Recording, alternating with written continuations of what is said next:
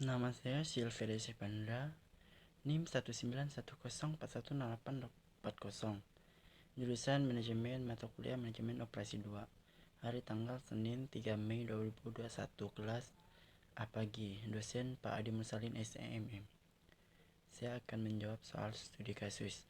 Diketahui masalah penugasan produksi kue perusahaan Sikoko yang mana dibantu oleh 4 karyawan, diantaranya Pak Ijo, Pak Ijah, Wanto, dan Wanti, yang akan diberdayakan di bagian adonan, memasak, memotong atau membentuk dan mengemas, dengan rincian upah per hari 1.000 sebagai berikut.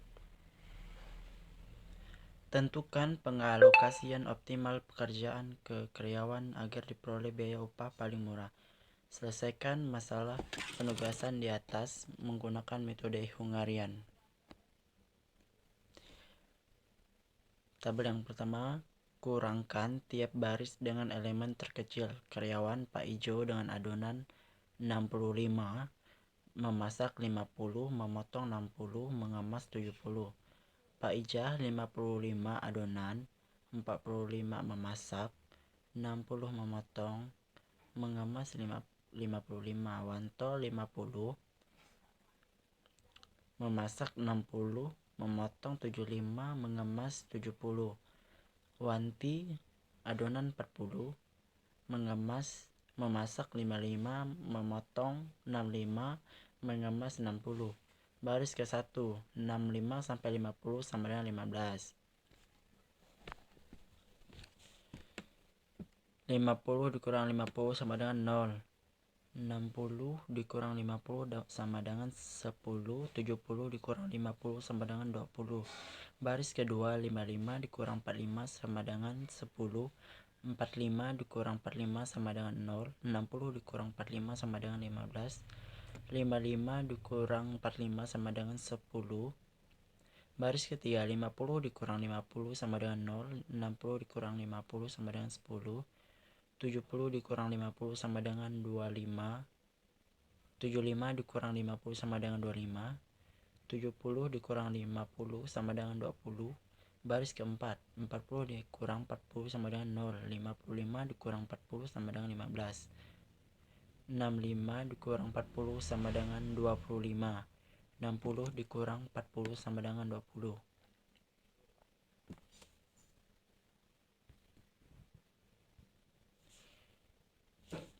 Dengan tabel sebagian ini sebagai berikut. Kurangkan tiap kolom dengan elemen terkecil. Kolom ketiga, 0 dikurang 0 sama dengan 3. 15 dikurang 10 sama dengan 5. 25 dikurang 10 sama dengan 15. 25 dikurang 10 sama dengan 15. Kolom keempat, 20 dikurang 10 sama dengan 10. 10 dikurang 10 sama dengan 0. 20 dikurang 10 sama dengan 10. 20 dikurang 10 sama dengan 10. Maka tabelnya akan menjadi seperti ini. Cek optimasi, tutup semua dengan sedikit mungkin. Pak Ijo adonan 15, Pak Ijah 10, Wanto 0, Wanti 0, memasak 0, Pak Ijah 0, Wanto 10, Wanti 15, Pak Ijo memotong 0, Pak Ijah 5, Wanto 15, Wanti 15, Pak Ijo mengemas 10, Pak Ijah 0, Wanto 10, Wanti 10. Nilai yang paling terkecil dan tidak terkena garis dikurangi oleh nilai-nilai yang tidak terkena garis dan ditambah dengan nilai yang terkena garis ganda, yakni 10 dikurang 10 sama dengan 0, 10 dikurang 10 sama dengan 0, 15 dikurang 10 sama dengan 5, 15 dikurang 10 sama dengan 5, 15 ditambah 25 sama dengan 15 ditambah 10 sama dengan 25, 10 ditambah 10 sama dengan 20. Maka tabelnya akan menjadi seperti ini. Tabel penugasan di atas sudah berhasil ditemukan 4 buah nilai 0 atau sejumlah karyawan yang akan ditugaskan yang berada di baris dan kolom berbeda. Artinya, tabel penugasan di atas sudah optimal. Kesimpulannya yaitu Pak Ijo dialokasikan pada tugas memotong 60, Pak Ijah dialokasikan pada tugas memasak 45, Wanto dialokasikan pada tugas adonan 50, Wanti dialokasikan pada tugas mengemas 60, dengan total 215. Maka pengalokasian optimal pekerjaan terhadap 4 karyawan tersebut adalah 215 dikali 1000 sama dengan 215.000 per hari. Studi kasus kedua, seorang manajer pemasaran ingin menempatkan 4 orang salesman-nya yang di 4 daerah pemasaran produknya. Penempatan salesman tersebut didasarkan pada perolehan nilai keuntungan yang diperkirakan akan diperoleh oleh setiap salesman di setiap daerah pemasaran berdasarkan prestasi kerja mereka saat ini dan pengenalan terhadap masing-masing daerah pemasaran tersebut.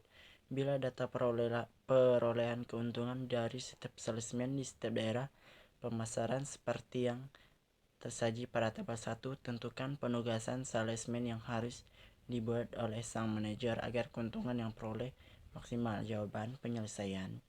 Tujuan yang ingin dicapai dalam penugasan salesman di atas adalah diperolehnya keuntungan yang maksimal sehingga masalah ini tergolong dalam masalah maksimasi.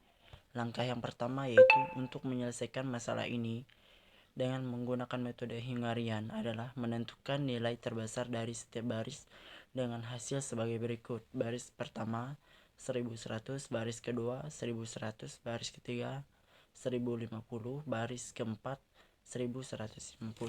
Hal ini berarti bahwa nilai-nilai keuntungan pada baris 1 dikurangkan dari 1100, baris kedua dikurangkan dari 1100, baris ketiga dikurangkan 1050, dan baris keempat dikurangkan dari 1150. Hasil perhitungan langkah pertama ini dapat dilihat pada tabel kedua. Tabel 2, hasil perbaikan pertama. Lokasi salesman. Sales pertama, lokasi 1, lokasi 2, lokasi 1 100, lokasi 2 200, lokasi ketiga 0, lokasi keempat 200. Sales kedua, lokasi 1 0, lokasi kedua 100, lokasi ketiga 150, lokasi keempat 150. Sales ketiga, lokasi 1 0, lokasi 2 100, lokasi 3 150, lokasi 4 0. Sales keempat, lokasi 1 0, lokasi 2 150, lokasi ketiga 200, lokasi keempat 150. Selanjutnya diperiksa apakah setiap kolom telah mempunyai nilai 0. Ternyata pada tabel 2 terlihat bahwa kolom 2 belum mempunyai nilai 0 sehingga perlu ditentukan nilai terkecil dari kolom tersebut yaitu 100. Setiap nilai pada kolom kedua dikurangkan dengan 100 sehingga diperoleh hasil seperti pada tabel 3. Lokasi salesman. Sales pertama, lokasi 1 100, lokasi kedua 100, lokasi ketiga 0, lokasi keempat 200. Sales kedua, lokasi 1 0, lokasi 2 0, lokasi ketiga 150, lokasi keempat 150. Sales ketiga, lokasi 1 0, lokasi kedua 0, lokasi ketiga 150, lokasi keempat 0. Sales keempat, lokasi 1 0, lokasi 2 50, lokasi 3 200, lokasi 4 150. Sekarang lihat apakah ada 4 nilai 0 pada tabel 3 di mana keempat-empatnya berada pada baris dan kolom yang berbeda. Ternyata ada, sehingga tabel 3 dapat dinyatakan sebagai tabel optimal. Sebagai langkah terakhir adalah penentuan penugasan salesman di daerah pemasaran berdasarkan pada nilai-nilai 0 tadi, dimulai dengan jumlah nilai 0 1 yaitu baris 1 dan 4, yang berarti salesman 1 ditempatkan di daerah pemasaran 3, salesman 4 ditempatkan di daerah pemasaran 1. Untuk baris kedua terdapat 2 nilai 0, tetapi karena daerah pemasaran 1 telah diberikan kepada salesman 4, maka salesman 2 ditempatkan di daerah pemasaran 2, dan yang terakhir selama salesman 3 ditempatkan di daerah pemasaran 4. Berdasarkan penugasan yang dibuat di atas, maka nilai keuntungan yang akan diperoleh adalah sebesar 1100 ditambah 1000 ditambah 1050 ditambah 1150. Hasilnya sama dengan total, yaitu 4300. Selanjutnya soal teori. Soal yang pertama yaitu apa peramalan itu? Pengertian peramalan atau forecasting. Peramalan atau forecasting yaitu aktivitas memprediksi atau memperkirakan apa yang akan terjadi di masa yang akan datang dengan waktu yang relatif lama. Pengertian lain dari peramalan atau forecasting adalah suatu teknik analisa perhitungan yang dilakukan dengan pendekatan kualitatif ataupun kuantitatif untuk melakukan perkiraan peristiwa pada masa depan dengan menggunakan penggunaan referensi data-data pada masa lalu. Soal kedua, sebutkan dan jelaskan jenis-jenis peramalan. Jawaban, menurut Herianto 2008, berdasarkan horizon waktu, peramalan atau forecasting bisa dibedakan menjadi 3 jenis, yakni peramalan jangka panjang adalah yang meliputi waktu yang lebih panjang dari 18 bulan seperti contohnya peramalan yang dibutuhkan dalam hubungannya dengan penanaman modal, merencanakan fasilitas, dan merencanakan untuk kegiatan lead bank. Kedua, peramalan jangka menengah adalah yang meliputi waktu antara 3 sampai 18 bulan, seperti contohnya peramalan untuk merencanakan penjualan, merencanakan produksi, dan merencanakan tenaga kerja tidak tetap. Selanjutnya, perencanaan jangka pendek adalah yang meliputi jangka waktu kurang dari 3 bulan, seperti contohnya peramalan dalam keterkaitannya dengan merencanakan pembelian material, membuat jadwal kerja, dan menugaskan karyawan. Selanjutnya, peramalan kualitatif, yaitu peramalan yang didasarkan atas dasar kualitatif pada masa lalu. Hasil ramalan yang dibuat sangat tergantung pada orang yang menyusunnya, yaitu menurut saya yaitu yang melihat data-data yang telah lalu ataupun yang beberapa tahun yang lalu.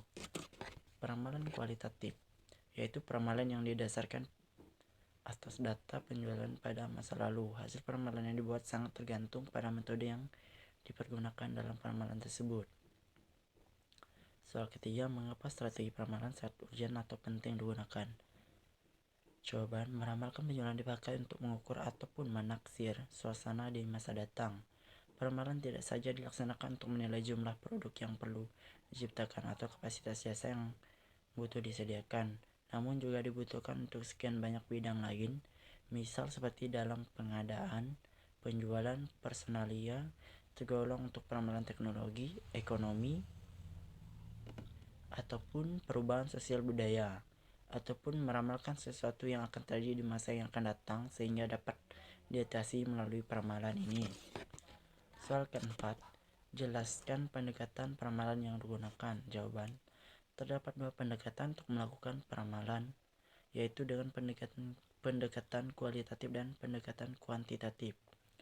Metode peramalan kualitatif digunakan ketika data historis tidak tersedia. Metode peramalan kualitatif adalah metode subjektif atau intuitif.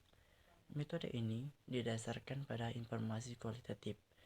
Dasar informasi ini dapat memprediksi kejadian-kejadian di masa yang akan datang. Keakuratan dari metode ini sangat subjektif. Selanjutnya, metode peramalan kualitatif dapat dibagi menjadi 2 tipe, casual dan time series. Metode peramalan casual meliputi faktor-faktor yang berhubungan dengan variabel yang diprediksi atau seperti analisis regresi. Peramalan time series merupakan metode kuantitatif untuk menganalisis data masa lampau yang telah dikumpulkan secara teratur menggunakan teknik yang tepat. Selanjutnya, soal kelima, jelaskan 8 tahap dalam melakukan peramalan. Tahap yang pertama yaitu menentukan tujuan peramalan. Perlu diingat bahwa forecasting diperlukan untuk merencanakan masa depan. Oleh karena itu, kita harus mempertimbangkan dan memutuskan peramalan apa yang sebenarnya dibutuhkan oleh kita. Tahap kedua yaitu mengevaluasi dan menganalisis data yang sesuai. Langkah ini melibatkan identifikasi data apa yang diperlukan dan data apa saja yang tersedia. Pengidentifikasian data ini akan berdampak pada pemilihan metode peramalan nanti. Tahap ketiga, memilih dan menguji metode peramalan.